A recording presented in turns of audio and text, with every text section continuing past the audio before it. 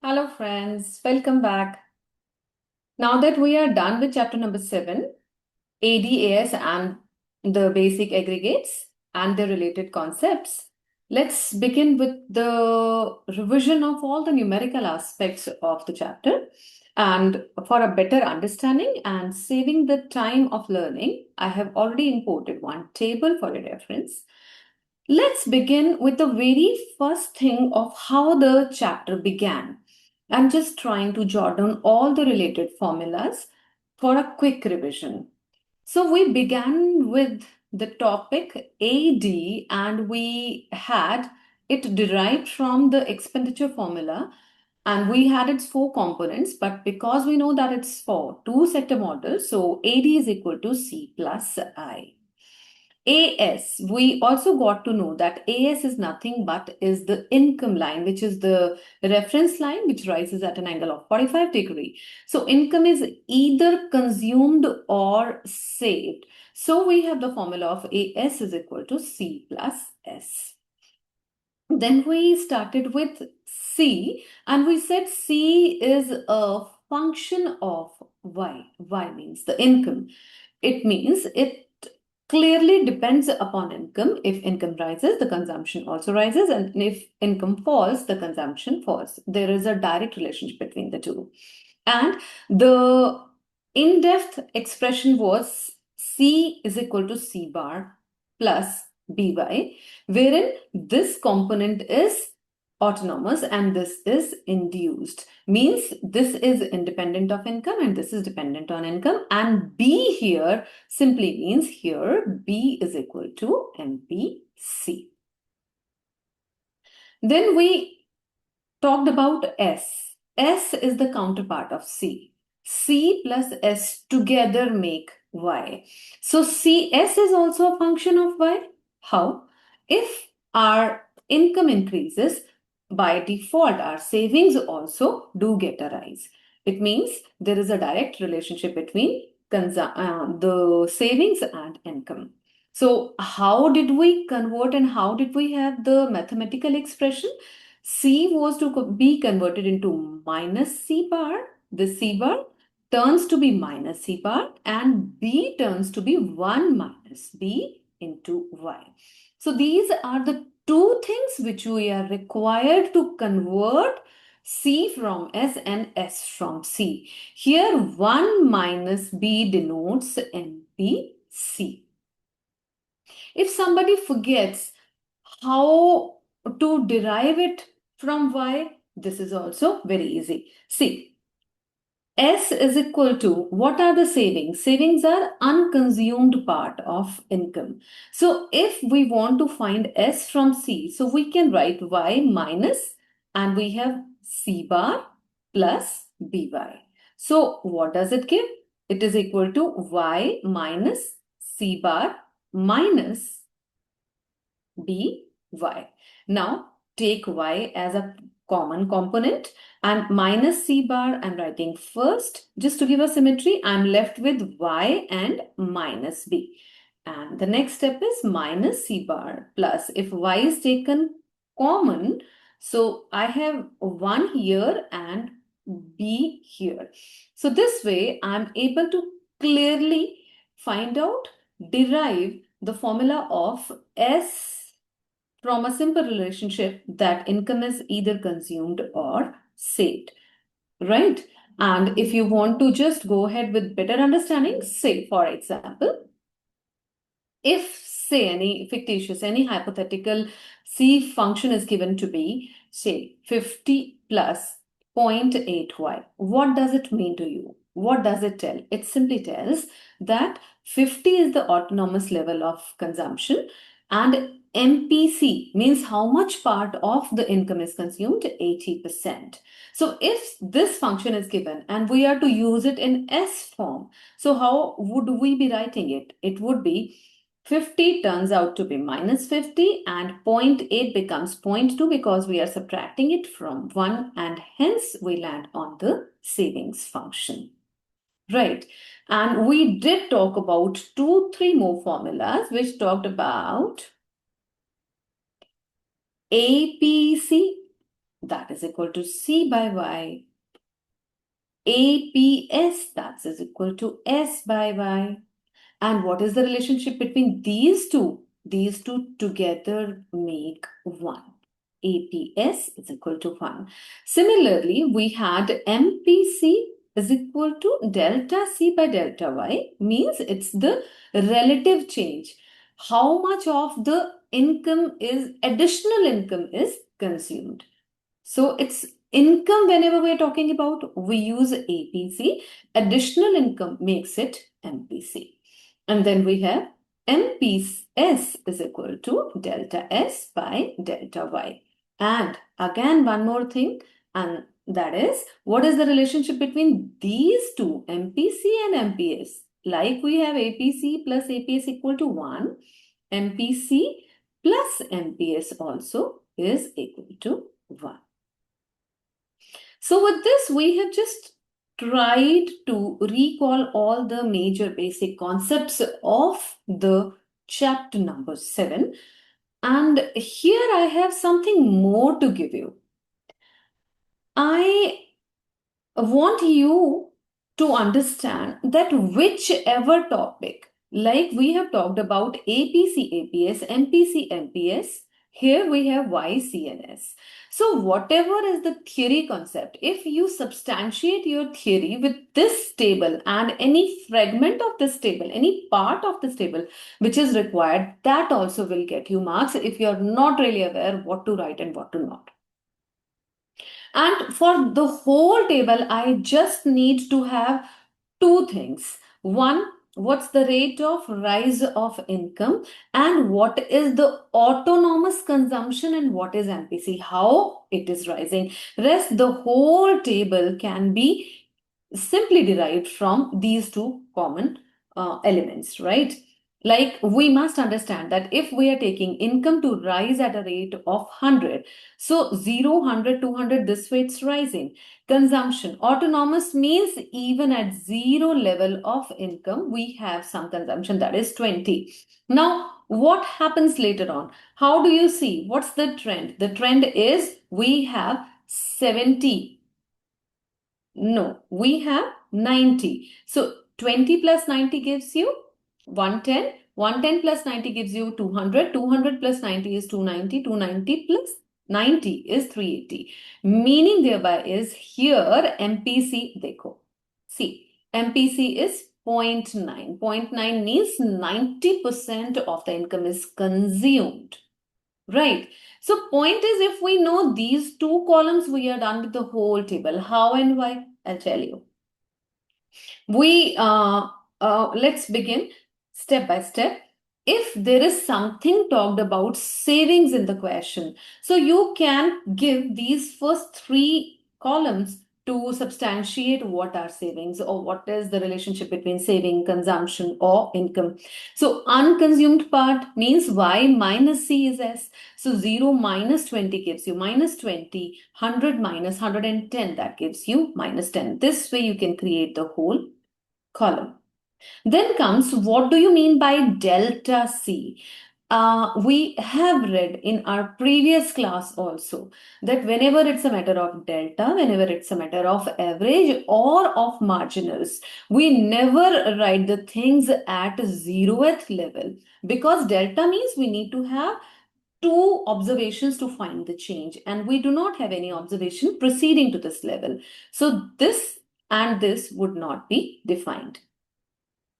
Now, how do we find the change when income or when we are talking about delta C? So how do we find it? 20, it has moved to 110 from 20. So simply, how do we get this 90? 90 means 110 minus 20 has given us 90 here.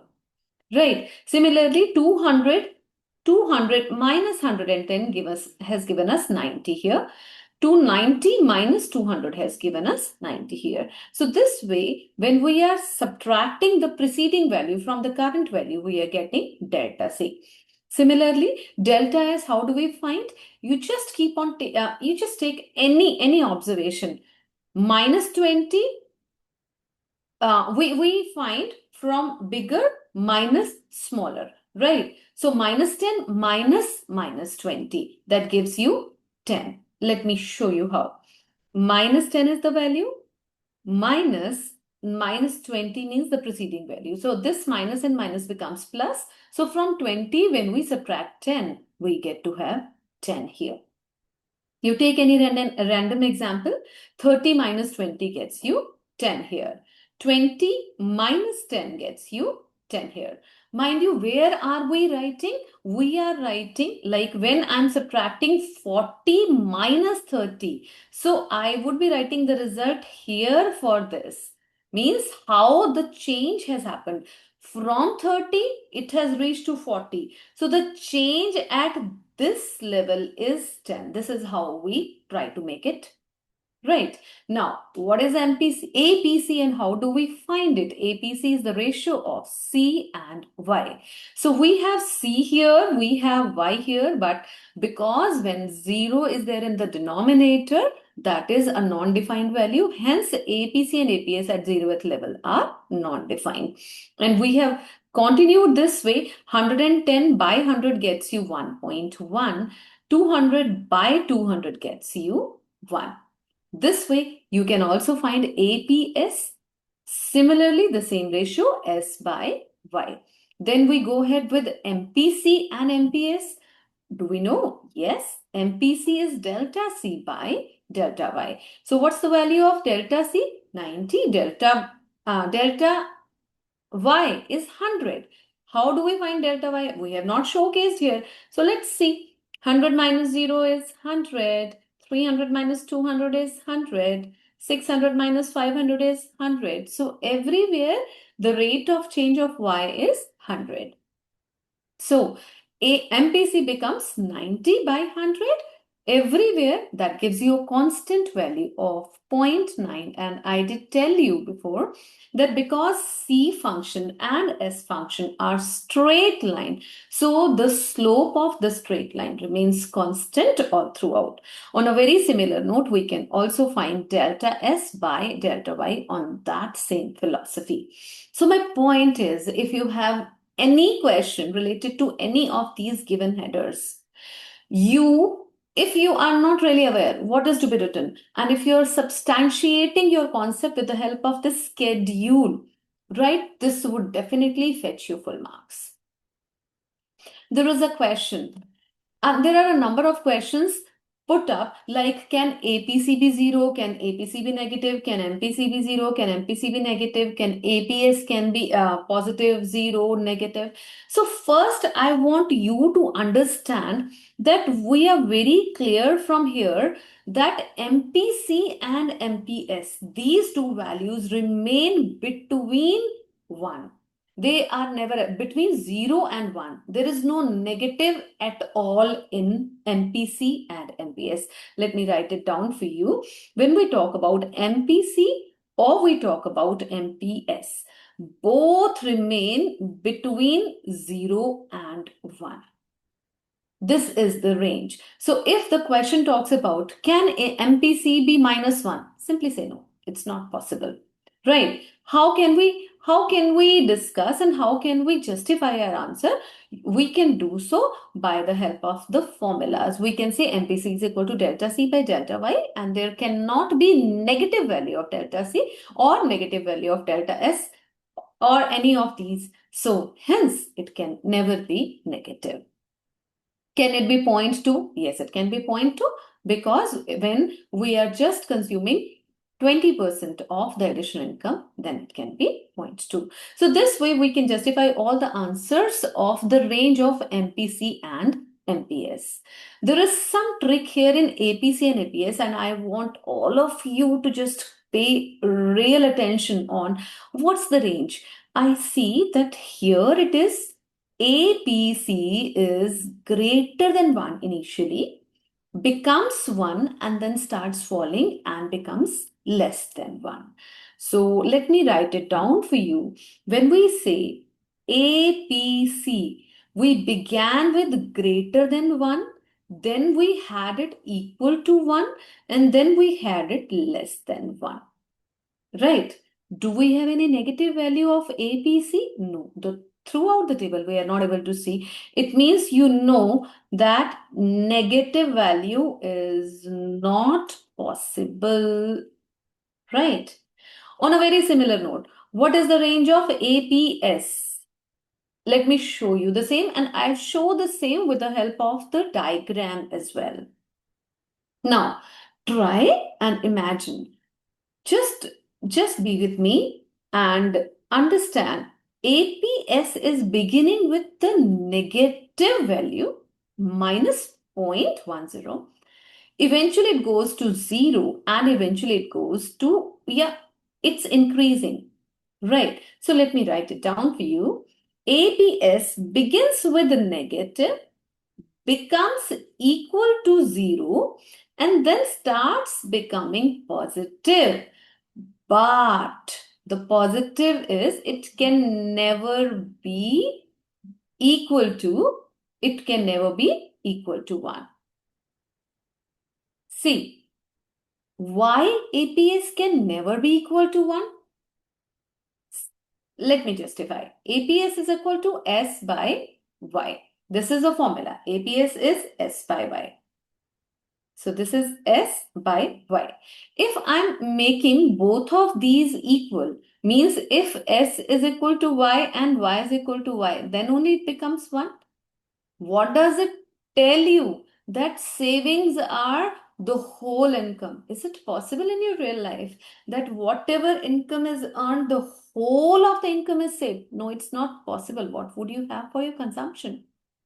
Right. So this notion is wrong, and we'll justify that as S can never be equal to Y, so APS can never be equal to 1. It would always remain less than 1. Or on a similar note, it would never be, APS would never be greater than 1. APS would never be greater than 1. No, I'm getting confused. Yes, APS would never be greater than 1, because when it is not possible that you are the whole income which is earned is saved, then how can you save more than what have you earned? Right.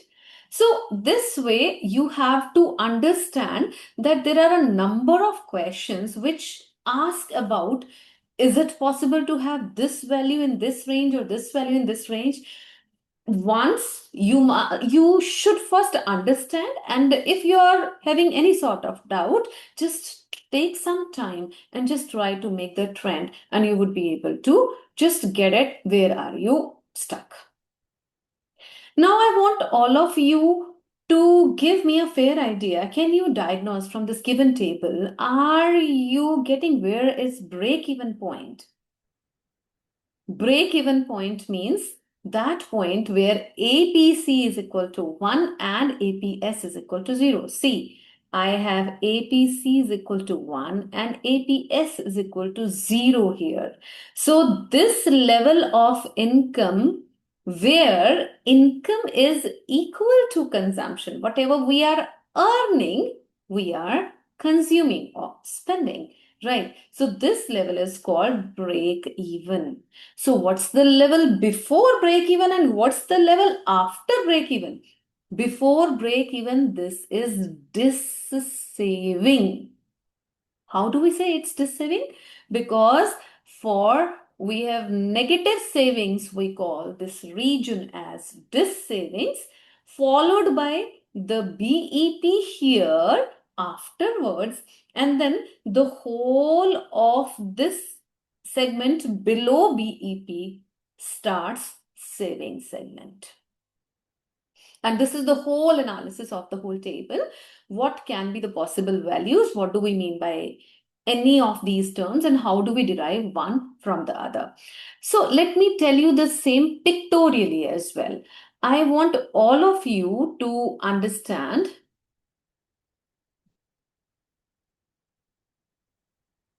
that yes, there is one more question of conversion of C, derivation of C from S and S from C. I'll do it just in a minute, and then I'll make you understand that whatever we have discussed with the help of schedule can also be understood with the help of a diagram. Let's begin. So whenever we're talking about the range of APC, it means I need to draw the curve of C. And how does it look? It looks like this. It's a flat curve. It's not steeper. And when you make it with reference to y is nothing but AS, and it's the 45-degree line, right? So what do we see? Initially, when C consumption is more than income, so it is this savings or borrowing, it means our consumption APS is greater than 1. Now we have the point of intersection, and this intersection is nothing but BEP point. We do not show it here, we just drop it down on the x-axis. And this point Y gives you Y. This is this level of income. OY is the BEP. We say this level of income is BEP.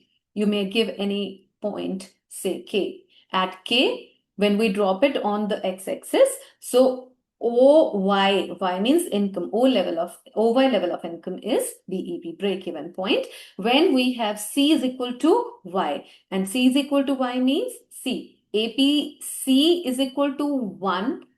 This is the connotation here. So at times you are asked, show pictorially the break-even on C curve. So when you show this way, so this point is nothing but break-even point. You write BEP here and you drop it down to show the level of Y also. Right.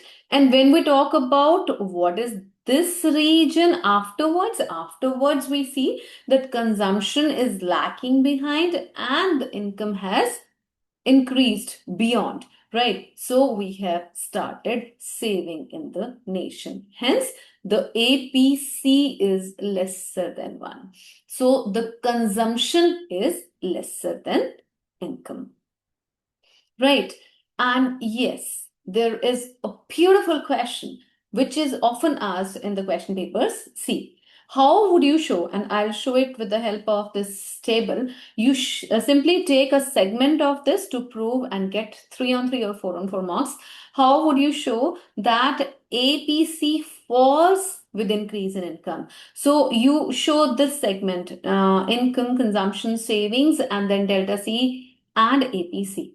Right. So APC, when you are showcasing 1.1, then 1, then 0.97, then 0.95. So this is the justification of this way. You can show that APC falls with the rise in income. Right. And if there is an alternate question like how would you justify the trend of APS, or how APS behaves with the rise in income, or how would you show that APS rises with the rise in income? So if you're giving this table, right, so you would show that initially it was minus 0.1, then followed by 0 and 0.03, 0.05. So this trend is good enough to go for 3 on 3 and 4 on 4 marks for you. Now, let me talk about APS. So whenever we are to justify how you can show the range, means this range you have to be very mindful, because one point out of this is asked in the questions. Like I have given you this and this. These are possible points, but these are not possible. So they may give you anything out of this in true, false, fill up, statement, sums, assertion, reasoning, whatever. So if you know the content, you can justify in any of the format which is asked from you. And then you have C. If you want to show about APS. So first, because it's talking about S curve. So let me make S curve for you first, right? So this is S curve. Fine. So see, S curve begins with negative region, and hence APS, because it's a ratio of S and Y, is negative initially. Where is it negative? It's negative in the zone of this savings. followed by this is BEP. Right, this level is BEP. So whenever a question is asked, show BEP or break-even point diagrammatically on S curve. So this point gives you BEP, and you may say that here S is equal to 0 because S is intersecting the x-axis. Then you just go ahead with increase in income. You see that income line is here. This is income line, right? Income line is lacking behind, and we have some positive value of S here. So S is more than the income. This way we can show that here this is the positive APS zone, this is the negative APS zone, and this is 0. Now, let's move ahead for the last topic, and last topic is how would you convert or derive C from S and S from C. So I'm writing C from S here and S from C here. So whatever is given to you, you have to make it on the top. So C from S. So I am to make S curve first, right? And here S from C. So because C is given, so I'm making C curve first. If your approach of making the curves is right, you would definitely fetch full marks. Right. Now, moving a bit ahead, how do we do? We know this level is minus C bar here, and this level is C bar here. I'm trying to give you the parallel explanation. So how do we go about? I am to make C curve. Now, please be mindful of the labeling. Income is showcased here. You can write C and S. You just write consumption and saving. I'm writing it in short form, right?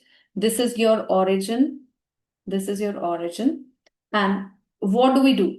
Because S is intersecting here and this is BEP, so I'm just dropping it down. I'm so sorry for my bad diagram. I'm trying to make it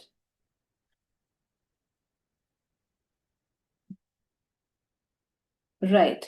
So 1 point will be received from here, that this is BEP. So first, what you are to find?